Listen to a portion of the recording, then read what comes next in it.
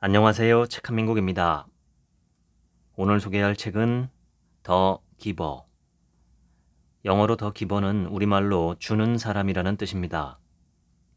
지은이는 밥 버그와 존 데이비드만 공저입니다. 밥 버그. 전 세계에 기버 열풍을 일으킨 강연가 겸 비즈니스 그루.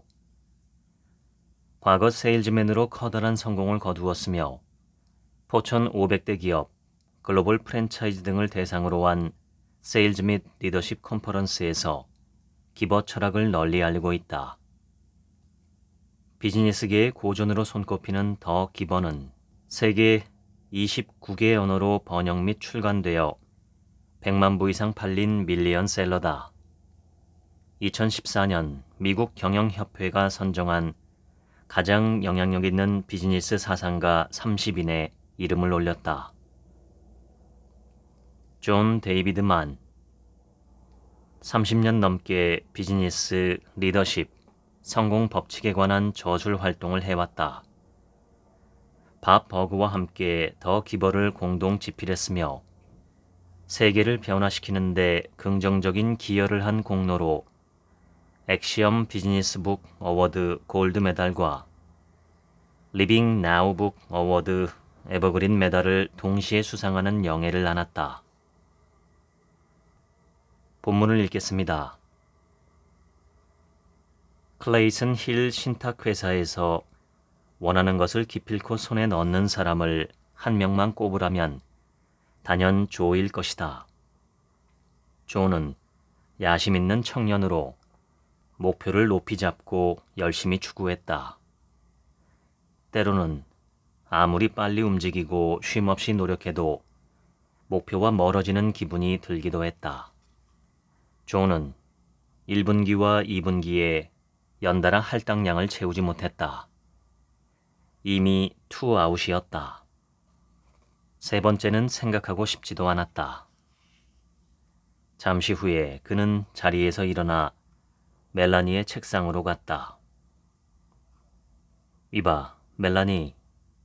얼마 전 거스 선배와 나눈 대화 기억해? 다음 달에 어디선가 강연한다는 유명 컨설턴트 말이야. 그 사람을 회장인가 뭐라고 불렀잖아. 멜라니가 미소를 지으며 대답했다. 핀다 회장님. 그 회장님이라는 사람에게 연락할 방법이 없을까? 조는 자리로 돌아가면서 거스가 어떻게 클레이슨 힐 신탁회사에서 이토록 오랫동안 살아남았는지 궁금해했다. 조는 거스가 일다운 일을 하는 모습을 본 적이 없었다. 거스는 작은 종이에 전화번호를 적어 조에게 건넸다. 신호가 한번 울리더니 자신을 브렌다라고 밝힌 여성이 활기찬 목소리로 전화를 받았다. 조는 자기소개를 한 뒤 핀다를 만나야 한다고 말하고 나서 곧 이어질 거절을 어떻게 받아칠지 궁리했다. 하지만 브렌다는 깜짝 놀랄 만한 대답을 했다. 물론 만날 수 있습니다. 내일 아침에 오실래요? 이튿날 아침 조는 브렌다가 알려준 주소에 도착해 커다란 순환 도로로 진입했다. 어서 오게, 조. 반쯤 잿빛으로 변한 검은 머리를 깔끔하게 빗어넘긴 몸이 호리호리한 남성이 조를 맞이했다. 그가 보유한 순 자산의 가치는 정확히 알 수 없었으나 소문에 따르면 천문학적이었다. 핀다는 조의 손을 단단히 잡고 악수를 하며 활짝 미소 지었다. 이곳으로 불러서 놀랐나? 네, 사실 좀 놀랐습니다. 토요일 아침에 처음 보는 사람을 집에 초대하는 재계의 전설이 몇이나 될까 싶네요. 핀다가 고개를 끄덕였다. 사실 성공한 사람들은 늘 이렇게 해. 성공할수록 자신의 성공 비결을 타인과 나누려는 마음이 더 크다네. 핀다는 조를 바라보더니 다시 웃어 보였다. 조, 겉으로 보이는 건 실제와 다를 수 있네. 사실 거의 항상 다르지. 한 번은 레리 킹과 대담을 나눈 적이 있었어.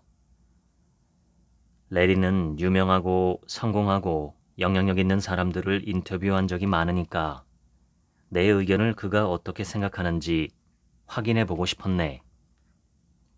그래서 물었지. 레리, 게스트들이 겉으로 보이는 것처럼 정말 진실합니까? 진정한 슈퍼스타도 그렇습니까? 레리는 나를 빤히 바라보며 이렇게 말하더군. 흥미롭게도 성공한 사람일수록 더 진실합니다. 조는 고개를 끄덕였다. 좋아, 이제부터 내 비결을 자네에게 알려주지.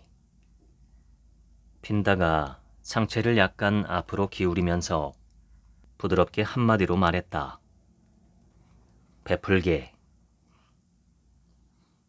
대부분의 사람들은 이런 마음가짐으로 살아. 벽난로에 가서 먼저 열기를 줘. 그러면 내가 장작을 넣을게. 또는 은행에 가서 제게 이자를 줘요.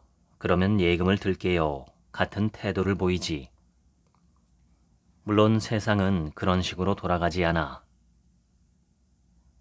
조는 천천히 입을 열었다. 그러니까 회장님 말씀은 성공하는 사람들이 베풀미나 공유 같은 데에 집중한다는 건가요? 핀다가 고개를 끄덕였다. 대부분의 사람들은 세상을 아무리 써도 줄지 않는 금은 보화가 있는 곳으로 보지 않네. 오히려 금은 보화가 한정된 곳으로 바라보며 성장하지. 공동 창출이 아니라 경쟁이 세상을 지배하는 논리라고 여긴다네. 약육강식이지. 우리 모두 겉으로는 점잖은 척 행동하지만 사실은 누구나 자기 이익을 위해 살지 않나? 그게 핵심이지. 그렇지만 사실 그건 진실이 아니네. 조, 자네에게 천문학적 성공을 이루는 5가지 법칙을 보여주고 싶군. 하지만 우선 내가 제시하는 조건에 동의해야 하네. 내가 알려주는 법칙 하나하나를 몸소 실천하면서 검증하겠다고 동의하게. 생각이나 말로 하는 게 아니라 자네의 삶에 실제로 적용해야 해. 그게 전부가 아니야. 각각의 법칙을 배운 당일에 실천해야 해.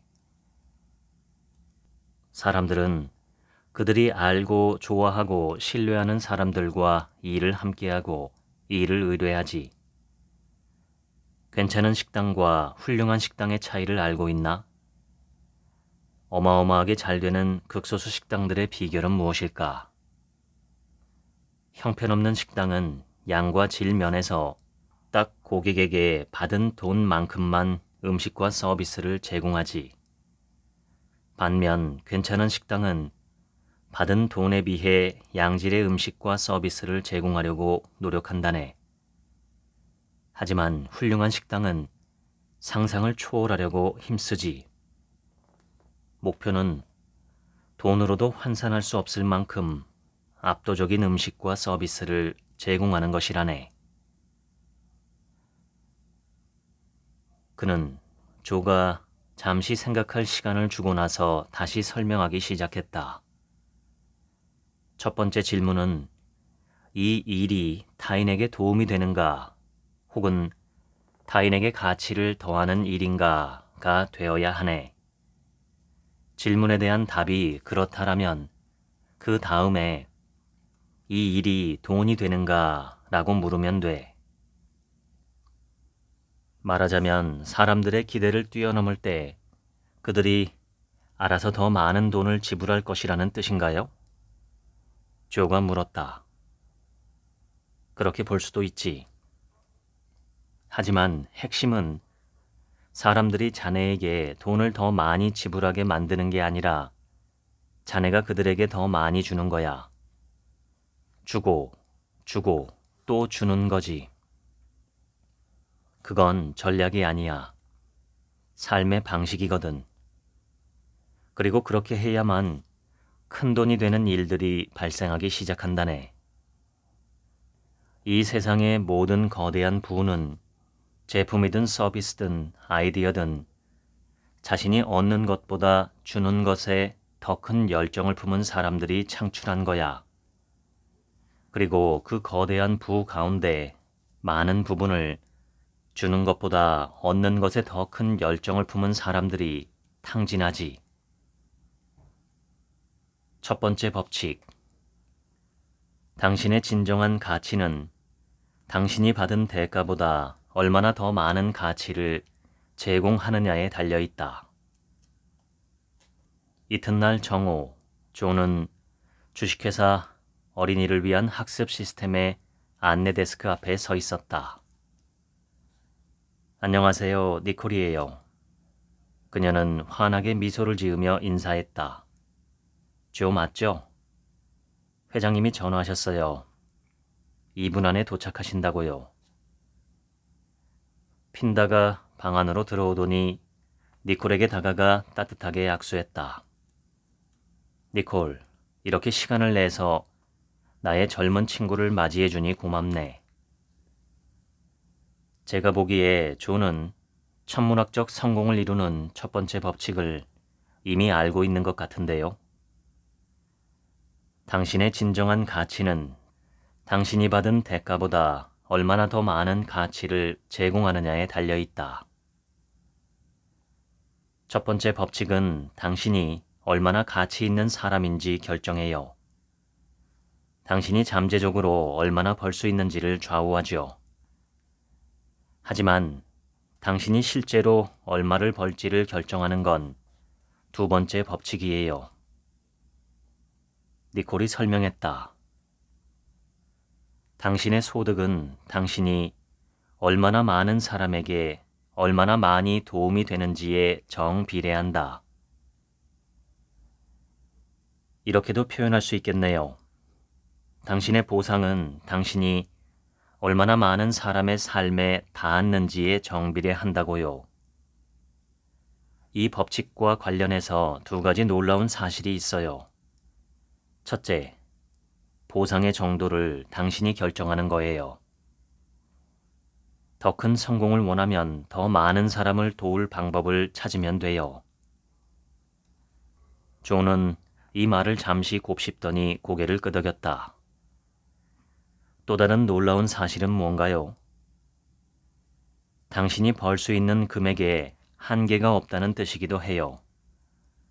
왜냐하면 도움을 줄 사람을 언제든 더 많이 찾을 수 있으니까요. 마틴 루터킹 주니어 목사가 이런 말을 했죠. 누구나 봉사할 수 있으니 누구나 훌륭해질 수 있다. 바꿔 말하면 누구나 베풀 수 있으니 누구나 성공할 수 있다가 되겠죠. 존은 고개를 끄덕이고는 니콜에게 물었다.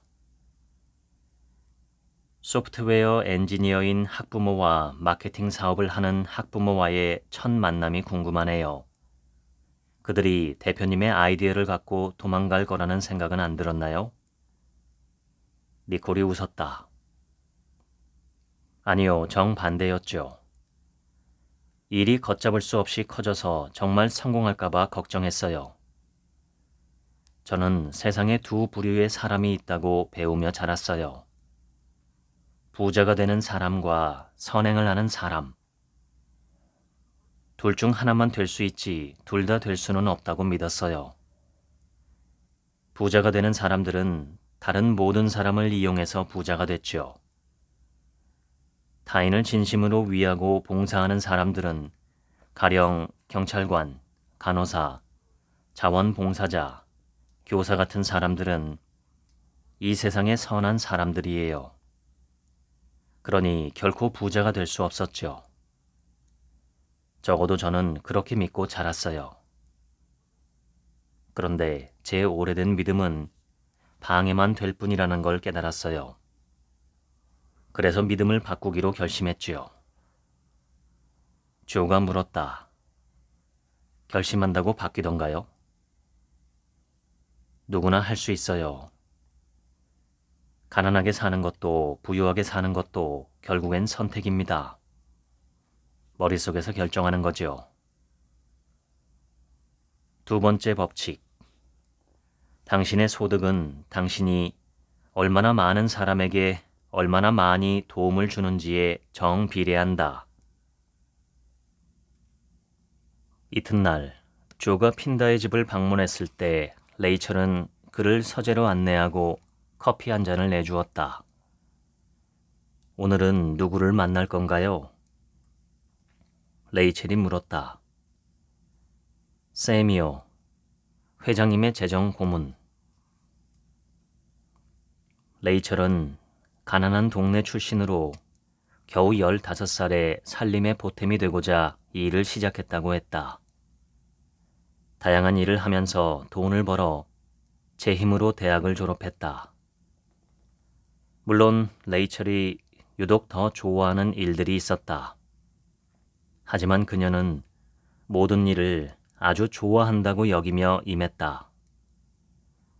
좋아하든 싫어하든 상관없이 모든 일을 생존하고 저축하고 봉사할 수 있는 기회로 여기며 열심히 했다.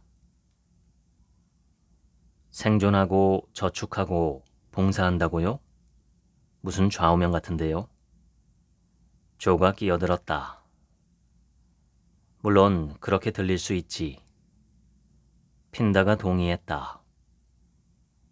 그 세 가지가 일하는 보편적인 이유라네.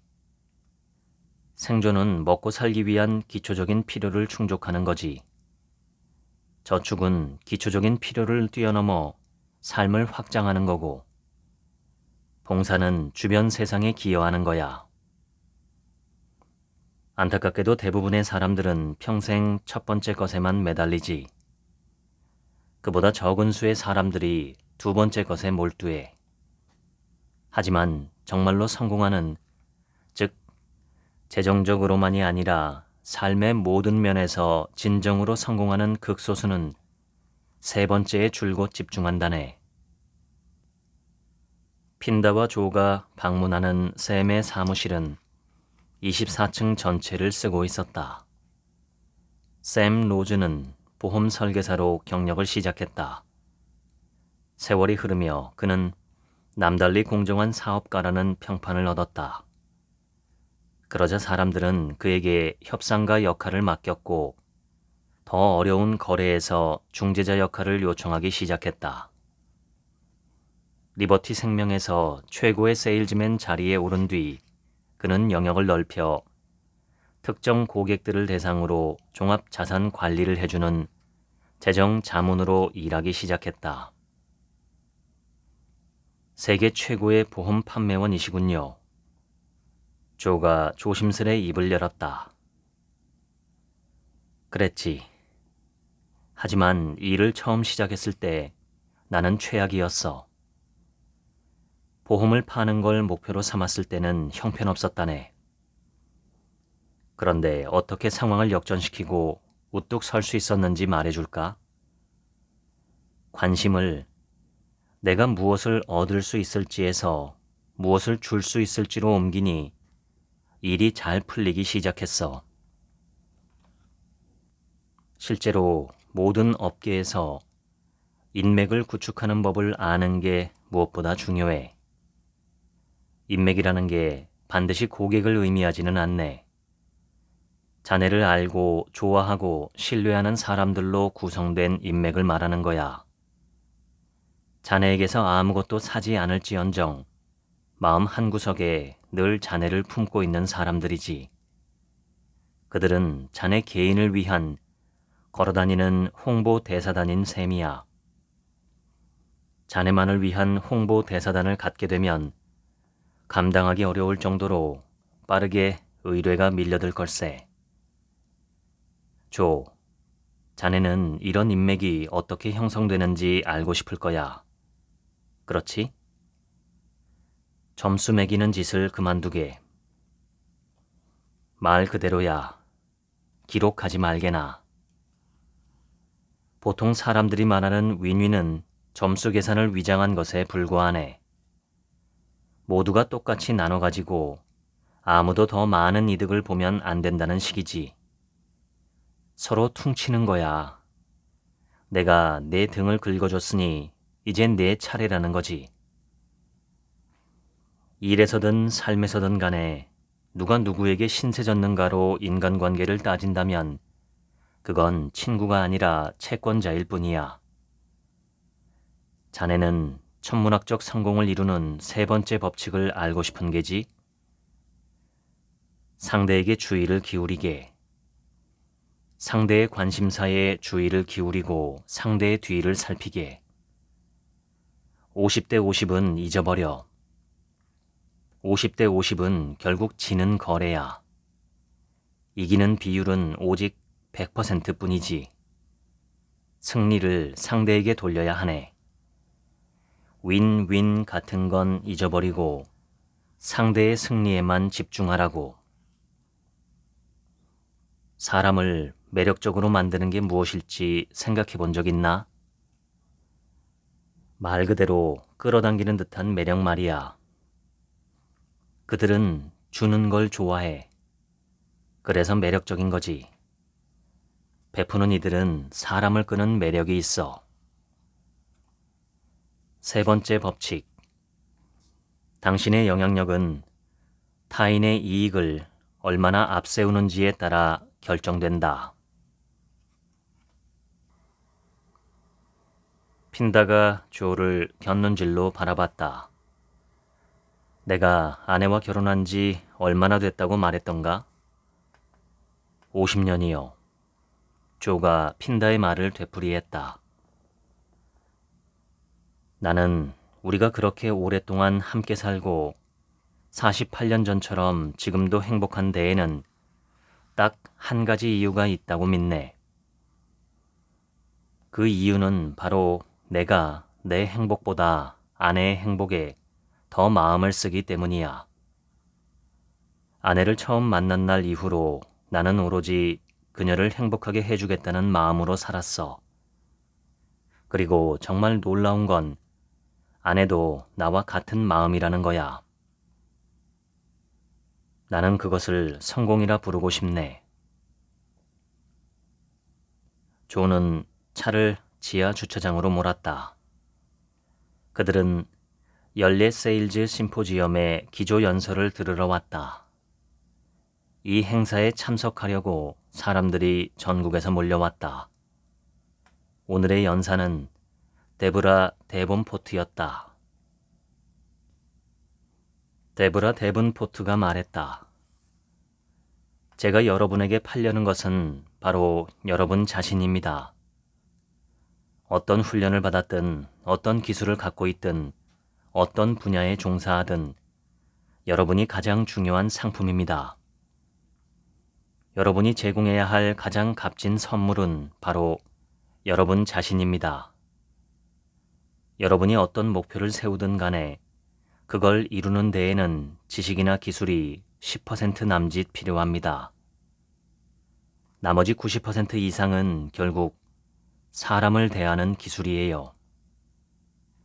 그렇다면 그 토대는 무엇일까요? 사람을 좋아하는 것? 사람들에게 마음 쓰는 것? 아니면 상대의 이야기를 잘 들어주는 것? 물론 이 모든 게 도움이 되지만 핵심은 아닙니다. 핵심은 있는 그대로의 나입니다. 여러분 자신에게서 시작됩니다. 남을 따라하거나 남에게 배운 행동을 흉내내는 한 결코 사람들의 마음에 닿을 수 없습니다. 사람들에게 여러분이 주어야 하는 가장 값진 것은 여러분 자신입니다. 무엇을 판다고 생각하든 여러분이 실제로 제공하는 것은 여러분 자신입니다. 우리는 그것을 진정성이라고 부릅니다. 당신이 줄 수 있는 가장 값진 선물은 당신 자신이다. 금요일 정오에 조는 거대한 석조저택의 현관문을 경쾌하게 두드렸다. 생각에 빠져들기도 전에 핀다가 끼어들었다. 내가 베풀미라고 말할 때 가장 먼저 무엇이 떠오르지? 받는 것보다 주는 게 더 좋다. 바로 그거야. 자네가 선한 사람이라면 그렇게 할 거야. 선한 사람들은 주기만 할 뿐 받으려 들지 않아. 하지만 줄곧 받으려고만 생각한다면 어쩔 수가 없지. 심장이 이완한 뒤 반드시 수축해야 하는 것처럼 조수도 다시 돌아와야만 하네. 전 세계 인류는 산소를 들이마시고 이산화탄소를 내뿜고 있지. 그리고 동시에 지구 곳곳의 수십억, 수백억 개의 식물들은 그 반대로 이산화탄소를 들이마시고 산소를 내뿜고 있다네. 그들의 베풀미 곧 우리가 받는 것이고 우리의 베풀미 곧 그들이 받는 것이지. 사실 모든 주는 행위는 그것이 동시에 받는 행위이기 때문에 가능한 거야. 조의 머릿속에서 여러 가지 생각들이 거침없이 떠오르기 시작했다. 이 세상의 모든 주는 행위는 그에 상응하는 만큼 받을 마음이 없거나 받을 수 없다면 성공을 가져오지도 원하는 결과를 창출하지도 못해요. 받지 않으려 하면 타인의 선물을 거부하는 셈이고 결과적으로 흐름을 막아버리는 것이기 때문이지요. 인간은 태어날 때부터 갈망을 지니고 있습니다.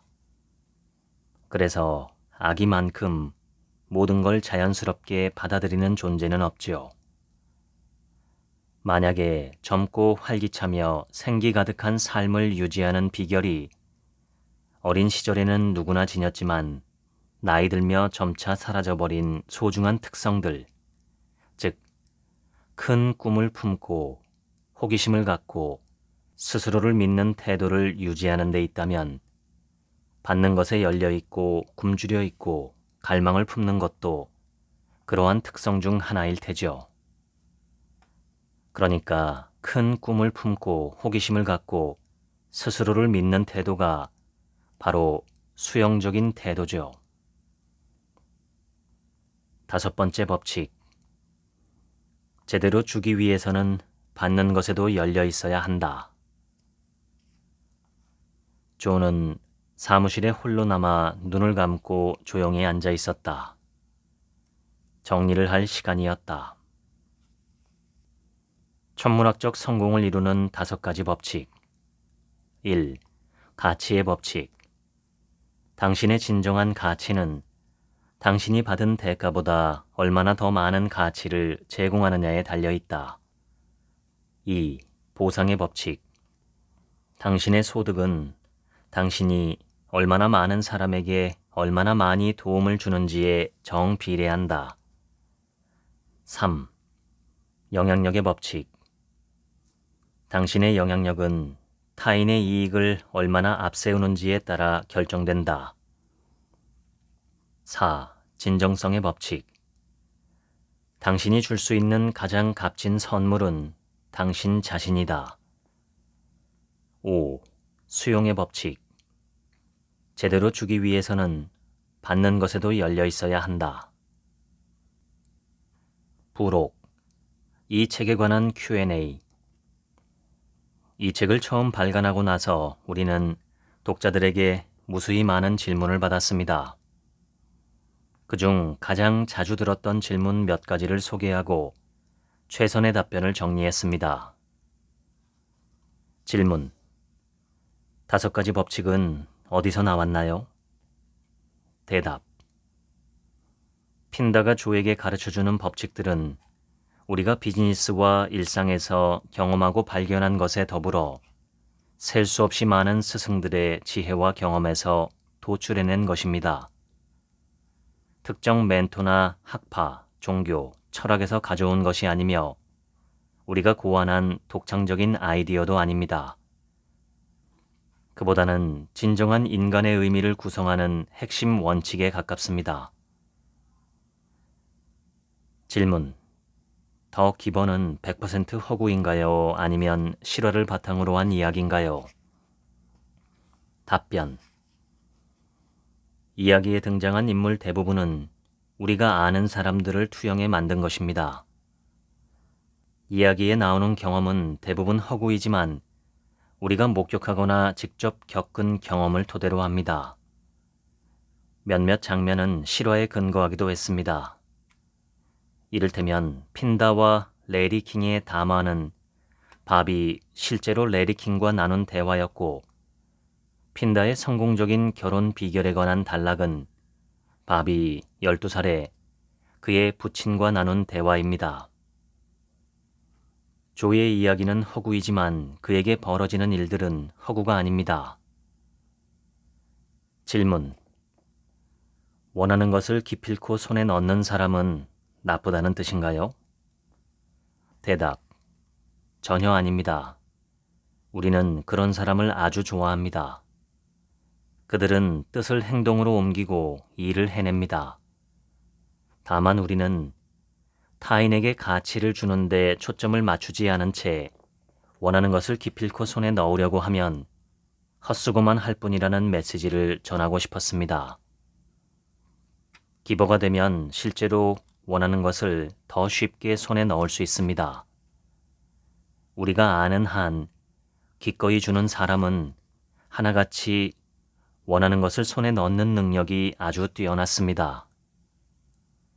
기꺼이 주는 사람의 반대가 있다면 그건 기필코 손에 넣는 사람이 아니라 세상이 자신에게 도움이 될 만한 방법만 끊임없이 찾고 그것을 가장 중시하는 사람일 것입니다. 질문. 선량한 사람이 1등을 한다. 이것이 이 이야기가 제시하는 도덕관인가요? 대답. 선량한 사람이 되는 게 문제가 아닙니다. 선량하고 진정으로 친절한 사람이 되는 것은 그 자체로 훌륭하고 탄탄한 관계를 쌓는 데 도움이 되지만 반드시 성공으로 이어지지는 않습니다. 세상에는 선량하지만 재정적 어려움을 겪는 사람들이 많습니다. 우리는 성공이 특정한 행동 습관이 낳은 결과라는 메시지를 전달하고 싶었습니다. 이를테면 가치를 창출하고 사람들의 삶에 긍정적인 영향을 미치고 타인의 이익을 앞세우고 진실하고 늘 열린 마음으로 받을 줄 아는 겸손함을 보여야 한다는 것입니다. 질문. 저는 자선단체에 줄곧 기부를 해왔습니다. 그렇다면 저는 기꺼이 베푸는 사람인가요? 대답. 대답하기 까다로운 질문입니다. 사람들은 베푼다고 하면 대개 자선을 목적으로 돈을 기부하는 일을 떠올립니다. 자선을 목적으로 주는 것은 아름답고 정의로운 행동입니다. 하지만 우리가 말하는 기버의 의미는 아닙니다. 우리는 반드시 금전적으로 주는 것을 말하려는 게 아닙니다. 아리아나 허핑턴이 추천의 글에서 멋지게 표현한 대로 우리가 말하는 베풀문, 주는 사람이 되는 것입니다. 아이디어, 주의, 관심, 시선, 그리고 시간과 에너지를 주는 사람 말입니다. 한마디로 타인에게 가치를 주는 사람을 뜻합니다. 질문. 성공하고 부자가 된 뒤에 베풀면 훨씬 쉽지 않나요? 대답. 사실 그와 반대입니다. 애초에 베푸는 사람이 되는 게 성공하고 부자가 되는 방법입니다. 베푸는 사람이 되기 위해 돈이 필요한 게 아닙니다. 이 과정은 당장 어떤 식으로든 타인의 삶에 가치를 더함으로써 시작됩니다. 거기서부터 출발합니다. 질문. 기버가 되면 이익을 창출하는 데 무관심해지나요? 대답. 그 반대입니다. 기버는 일반적으로 큰 이익을 창출합니다. 상대에게 상당히 많은 가치와 환상적인 경험을 제공하기 때문입니다. 핵심은 주된 초점을 어디에 두느냐입니다. 이익을 우선하다 보면 큰 가치를 제공할 기회를 놓칠 수 있습니다. 하지만 상대의 경험에 초점을 맞춘다면 수익이 뒤따를 것입니다. 가치가 먼저 오고 돈은 그에 자연스럽게 따라오는 결과로 받게 됩니다. 질문. 기버가 되려면 제품이나 서비스를 무상으로 줘야 하나요? 대답. 무상으로 제공하는 것은 좋은 마케팅 전략이 될 수 있을지 모르겠지만 기버가 되는 길은 아닙니다. 에르네스토는 핫도그를 돈을 받고 팔았습니다. 니콜의 소프트웨어에도 가격이 책정되어 있습니다.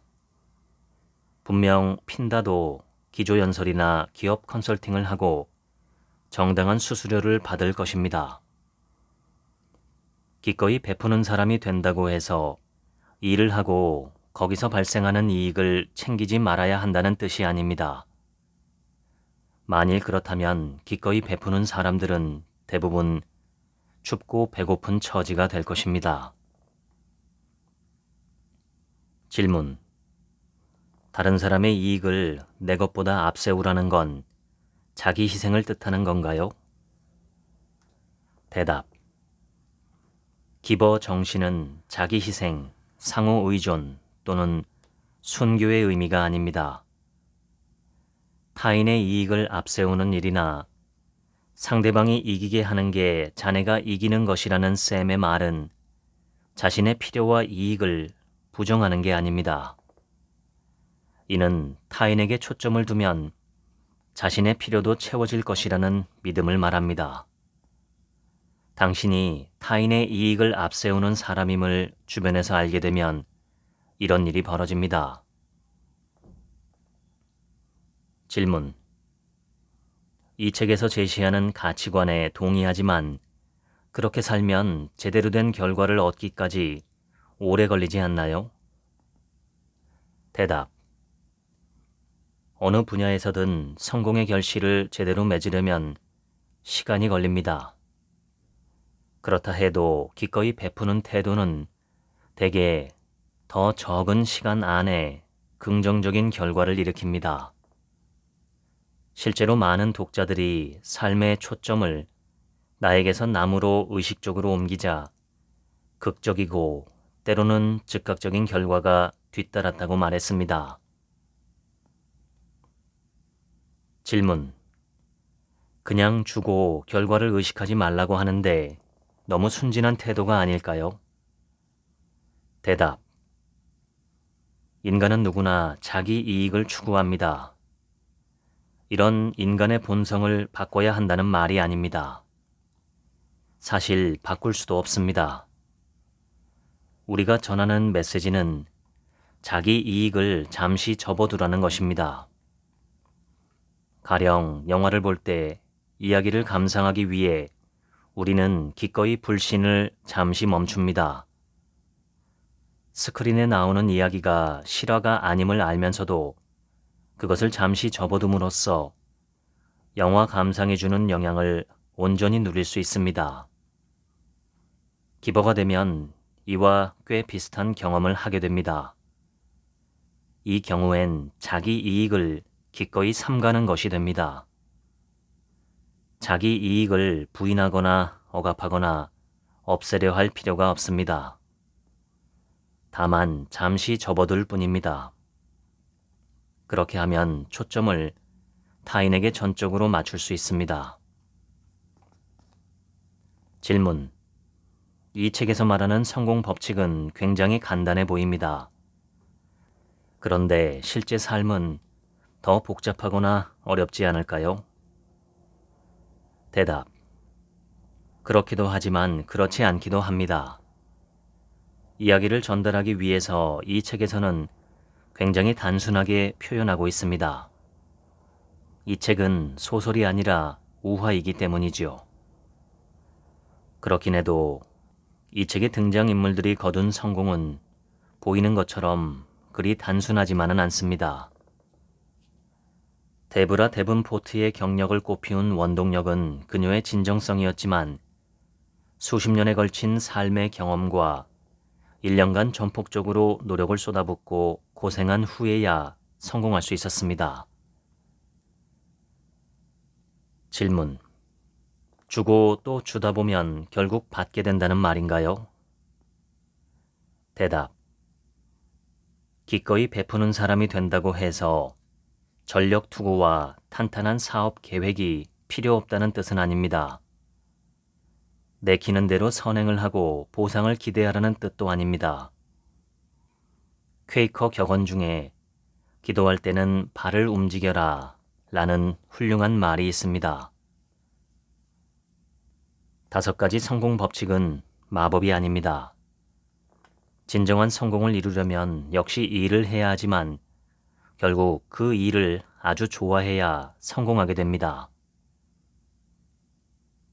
질문.